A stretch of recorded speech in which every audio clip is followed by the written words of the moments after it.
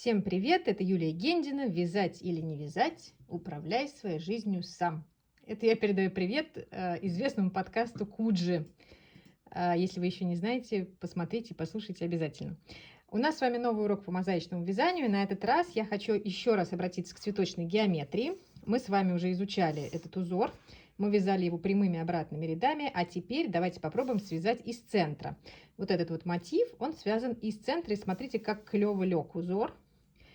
Все линии отлично легли, и можно вязать. Чем хорошо, что мы вяжем из центра, что у нас никакого обрыва нити нету. Мы вот так вот вяжем по периметру, и это как раз способ для тех, кого сердце кровью обливается, обрывать нить. Если вы до сих пор боитесь это делать, не знаю почему вы не хотите позволить себе такое удовольствие, как обрыв нити, то, пожалуйста, мозаика из центра – это как раз выход для вас. Я хочу сразу сказать огромное спасибо Ольге из чата по цветочной геометрии, которая первая связала этот цветок из центра. Я буквально по ее полотну нарисовала схему, и теперь мы все, благодаря Ольге, сможем тоже связать цветочную геометрию из центра. Ольга, еще раз сердечно благодарю. Итак, в этом видео что будет? Я вам покажу схему. Мы с вами разберемся, почему она такая странная, почему она угловая.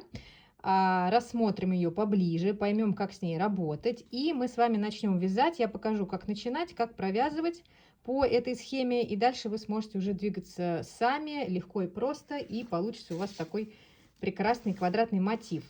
Сейчас еще скажу, что можно делать дальше с этим мотивом. Ну, во-первых, можно использовать его, конечно же, как наволочку для подушки, то есть связать два таких мотива. Можно связать его по размеру вашей подушки. У меня получился довольно большой, тут не влезает в камеру, но это, я думаю, 40 на 40 примерно, даже может чуть побольше для большой подушки. Можно было бы продолжить вязать дальше. Например, я бы сделала здесь какой-нибудь бордюр и продолжила другим орнаментом вязать. Можно, по идее, продолжить именно цветочную геометрию. Тогда нужно просто дорисовать схему, и она тут уже симметрично будет располагаться. Можно связать больший квадрат и сложить подушку в него по принципу конверта.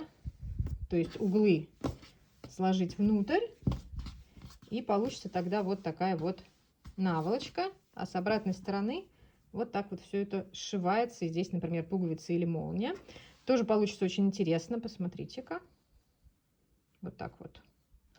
Можно связать большой плед в стиле пэтчворк, то есть связать несколько таких квадратов и их потом сшить. Можно связать ковер, конечно. Возьмите хлопковый шнур, свяжите такой квадратный ковер. Можно сделать его прямоугольным. То есть, например, к этому квадрату с правой и с левой стороны, например, довязать еще какие-нибудь бордюры интересные. В общем, действительно, это большой простор для вашей фантазии.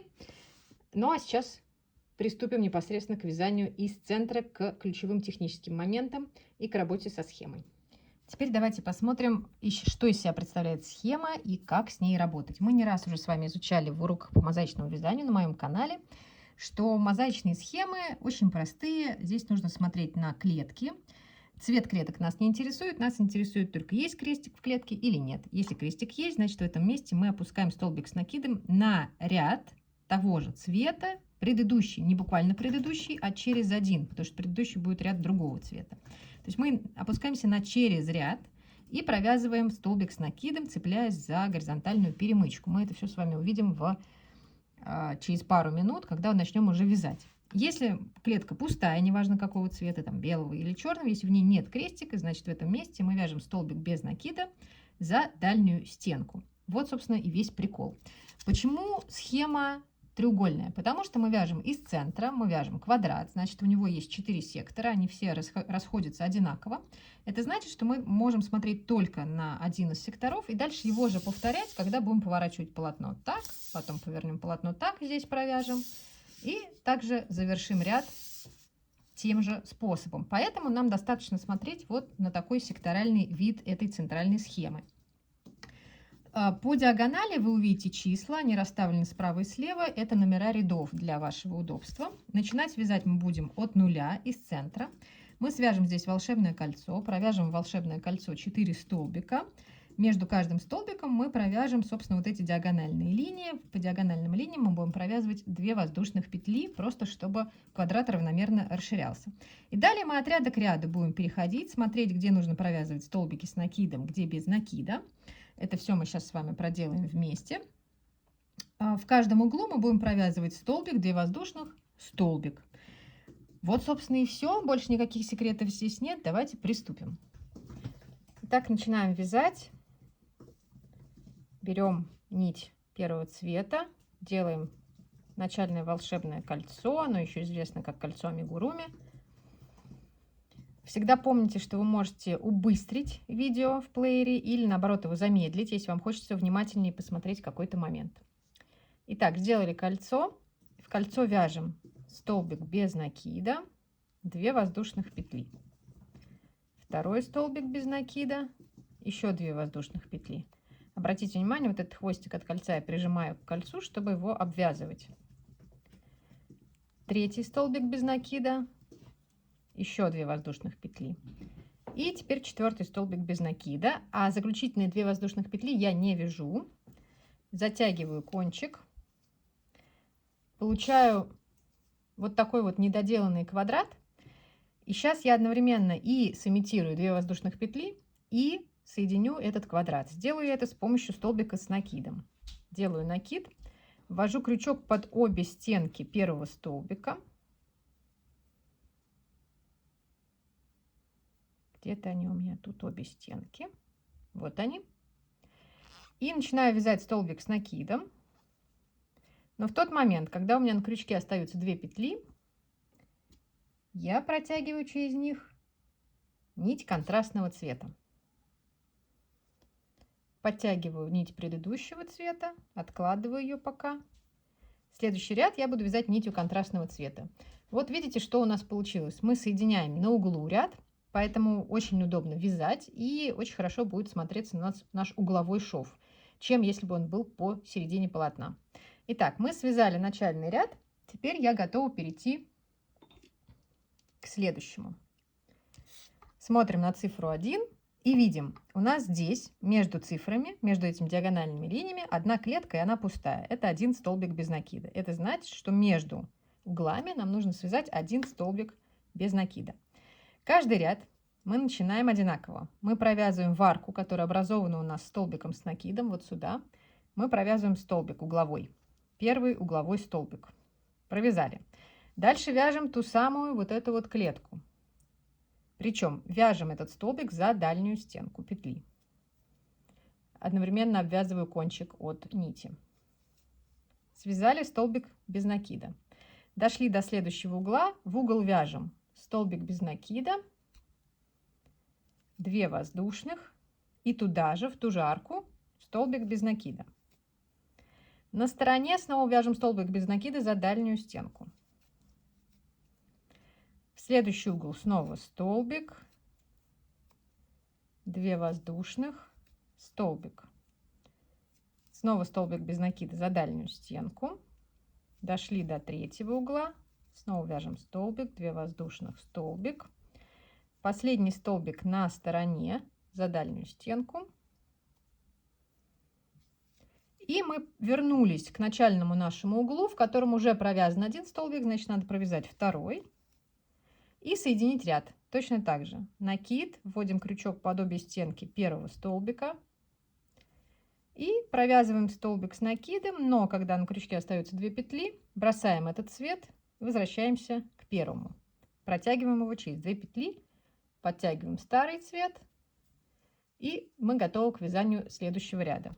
Смотрим на цифру 2. Смотрим, какие у нас есть клетки между этими диагональными цифрами. 1, 2, 3. В клетках нет крестика, значит, это будет просто 3 столбика без накида. Начинаем, как в тот раз, вяжем столбик в арку. Это угловой столбик. Дальше нам нужно 3 столбика провязать по стороне. Значит, вяжем их за дальние стенки. 1, 2, 3. Провязали 3 столбика без накида. Дошли до угла, в угол традиционно вяжем столбик, 2 воздушных, столбик. Перешли на вторую сторону. То же самое. Вяжем 1, 2, 3, столбика без накида за дальнюю стенки. В углу столбик, 2 воздушных, столбик. Новая сторона, то же самое. 1, 2, 3. 3 столбика за дальние стенки. Предпоследний угол у нас столбик, 2 воздушных и еще 1 столбик. И дошли до последней стороны. Вяжем тут 3 столбика без накида. Дошли до нашего первого угла, в нем уже 1 столбик провязан, значит провязываем второй и соединяем ряд. 2 петли осталось на крючке, этот цвет бросаем, возвращаемся к предыдущему, подтягиваем, и вот мы готовы к вязанию следующего ряда. Смотрим цифра 3. Какие у нас клетки есть между этими диагональными цифрами? У нас тут есть пустая клетка, есть клетка с крестиком, дальше опять пустая, опять с крестиком и пустая. Это значит, что после провязывания угловых этих столбиков мы провяжем 1 столбик без накида, 1 с накидом, 1 без, 1 с накидом и еще 1 без. Давайте посмотрим, как мы это на практике будем провязывать. Начинаем с углового столбика. Теперь 1 столбик за дальнюю стенку без накида. Следующий нам нужно провязать с накидом. Куда нам его опускать? В предыдущий ряд того же цвета, то есть вот сюда. И нам нужно найти вот эту вот горизонтальную перемычку. Вот она. То есть мы делаем накид снизу, вводим крючок вот в эту горизонтальную перемычку и вяжем столбик с накидом. Провязали. Петля, которая осталась за этим столбиком, пропускается. Дальше в следующий столбик вяжем за дальнюю стенку столбик без накида. Потом у нас с вами по схеме вот опять крестик. Значит, опять нужно связать столбик с накида и опустить его теперь вот сюда. То есть делаем накид, снизу вверх, вводим крючок, горизонтальную перемычку и провязываем столбик с накидом. Дальше у нас по схеме столбик без накида, и вот мы дошли уже до угла. В углу, как обычно, столбик, 2 воздушных, столбик. Все то же самое повторяем на следующей стороне. 1 столбик без накида, 1 с накидом опускаем сюда вниз в ряд того же цвета. Не забываем пропускать петлю, которая осталась здесь за столбиком. Снова 1 столбик без накида, снова столбик с накидом, 1 без, и на углу вяжем столбик, 2 воздушных, столбик. Повторяем то же самое на всех сторонах. Теперь мы с вами на практике убедились в том, что на схеме достаточно нарисовать 1 сектор, потому что мы этот сектор потом повторяем на каждой стороне, потому что вяжем квадрат, состоящий из 4 одинаковых секторов. На что нужно обращать внимание? Обращайте внимание на петли, считайте их, чтобы ничего не упустить. То есть, если вам нужно 1 столбик без накида, 1 с накидом, 1 без, 1 с накидом и опять 1 без, значит, это всего должно быть 5 столбиков провязано. Убедитесь в том, что вы провязываете на каждой стороне именно 5 столбиков, не меньше, не больше, чтобы у вас полотно было одинаковым, симметричным и ровным. Вот я провязала до конца ряда, соединяю и возвращаюсь опять к белому цвету. Всегда смотрите на полотно, соответствует ли оно тому, что у вас нарисовано на схеме. Просто визуально рисунок складывается или не складывается. А то иногда бывает, мы много-много рядов вяжем, потом смотрим на полотно и не понимаем, где рисунок. То есть сейчас мы с вами связали вот этот вот элемент. Вот он. Дальше у нас 4-й ряд. Давайте посмотрим, что у нас в 4-м ряду. Опять смотрим, какие у нас клетки между диагональными линиями. У нас здесь опять 2 крестика. Это значит, что опять будет 2 столбика вот так опускаться. Между ними столбики без накида и еще по 1 столбику справа и слева от них. Давайте провяжем этот ряд. Начинаем традиционно со столбика углового. И дальше смотрим. 1 столбик без накида, 1 с накидом. Значит, без накида вяжем за дальнюю стенку. 1 с накидом, значит, опускаем его вот сюда, вот в эту горизонтальную перемычку, снизу вверх. Дальше у нас по схеме 3 столбика без накида, 1 столбик с накидом и еще один, не забываем, у нас должен быть без накида, симметрично. То есть мы начали здесь с одного после углового, да, и вот он симметрично у нас с левой стороны. Дошли до угла, в угол провязываем столбик, 2 воздушных, столбик. Все то же самое повторяем на новой стороне. 1 без накида столбик, 1 с накидом, 3 столбика без накида, за дальнюю стенку без накида всегда вяжем, 1 с накидом и снова 1 без накида. В углу, как обычно, в арку вяжем столбик, 2 воздушных, столбик. Так продолжаем вязать, повторяем еще на 2 сторонах, пока не дойдем до конца ряда, где соединим и перейдем к новому.